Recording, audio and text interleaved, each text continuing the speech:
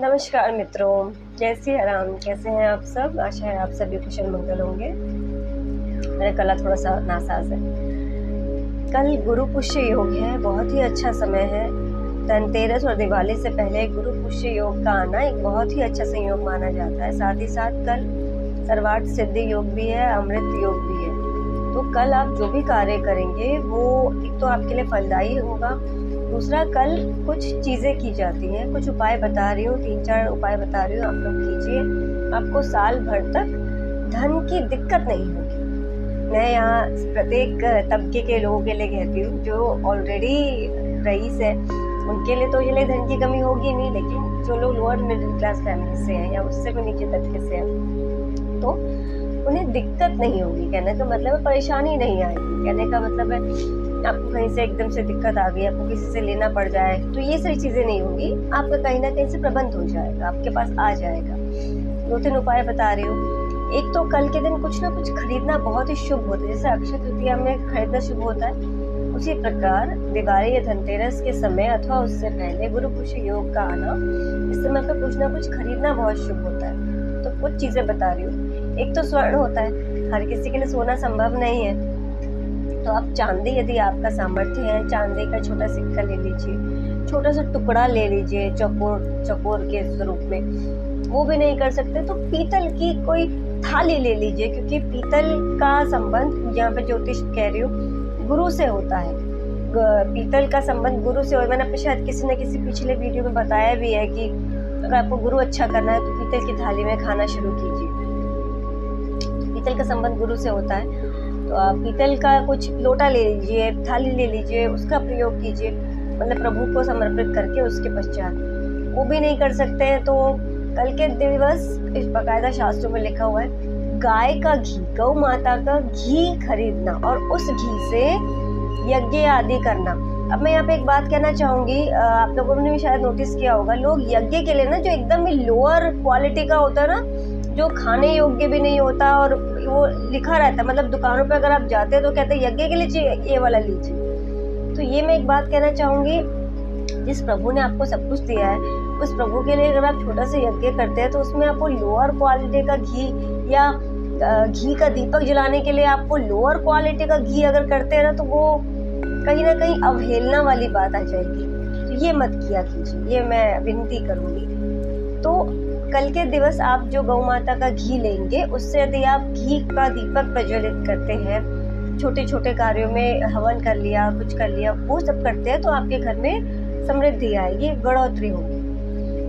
गौ माता का घी अगर वर्स्ट केसेस में ना मिले, वैसे तो देखिए एकदम का प्योर शुद्ध तो शायद महंगा ही मिलता है, पर नॉर्मली जो हमको मार्केट में लिखा दिख जाता है कि ठीक है गाय का घी है, वो भी आप भाव से लेकर कर सकते हैं। अगर किसी जगह पे वर्स्ट केसेस में मिले ही ना, तो आप भैंस का घी भी प्रयोग कर सकते हैं, अगर वर्स्ट केसेस में ना मिले। वरना प्रयास कीजिए कि गौ माता का घी ही हो।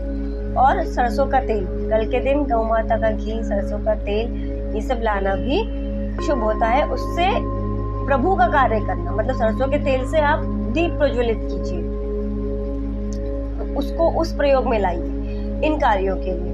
दूसरा, एक चीज़ और बताती हूँ, कल के दिवस एक पोटली बनाइए। उस पोटली में पीले रंग का कपड़ा लीजिए, चाहे लाल रंग का कपड़ा लीजिए, उसमें थोड़े से अक्षत, जो अक्षत होते हैं चावल, वो लीजिए। कल के दिवस आप बाजार से हल्दी की गांठ भी खरीद के ला सकते हैं। क्या है, लेकर आइए हल्दी की गांठ, उसको उस पोटली में डालिएगा। अक्षत हो गया, हल्दी की गांठ हो गया, दालचीनी थोड़ा सा, और इलायची, काली मिर्च, और कुछ दाने लौंग, जो पूरी साबुत लौंग हो इस, और हाँ 11 सिक्के, गोमती चक्र हो तो और भी अच्छा है। 11 सिक्के, किसी के भी, 1 के, 2 के, 5 के, 10 के, जैसा आपका सामर्थ्य। अब तो 20 के सिक्के भी है, जैसा हो। इसको लेकर के माता के सामने रख दीजिए। सेम पोटली रहने दीजिए धनतेरस पे भी, दिवाली पे भी। इन सब के पश्चात, इन सारे दिवसों के पश्चात उस पोटली को उठाकर आप अपने तिजोरी में, लॉकर में, जहाँ भी आप धन इत्यादि रखते हैं वहाँ रख दीजिए। आपके घर में बरकत बनी रहे।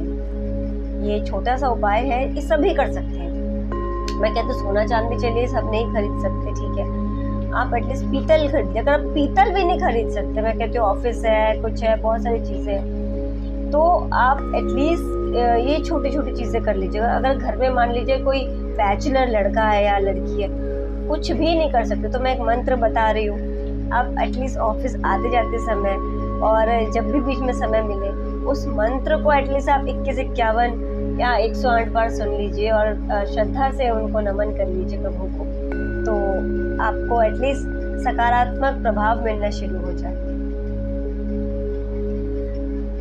मैं नीचे डिस्क्रिप्शन में भी डाल दे रही हूँ, श्री हरि का मंत्र है, शांताकारं भुजंगशयनं पद्मनाभं सुरेशं विश्वाधारं गगनसदृशं मेघवर्णं शुभांगं लक्ष्मीकान्तं कमलनयनं योगिभिर्ध्यानगम्यं हे विष्णुं भवभयहरं सर्वलोकैकनाथं।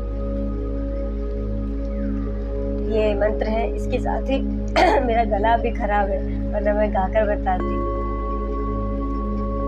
सशंख चक्रम सकिरीटे कुंडलम सपीतवस्त्रं सरसीरुहेक्षणं सहारवक्षस्थलं कौस्तुभश्रियं नमामि विष्णुं शिरसा चतुर्भुजम्। ये दोनों ही मंत्र आपको जब आप विष्णु सहस्त्रनाम करते हैं ना, उसमें आता है, उसमें इन दोनों का उल्लेख आता है।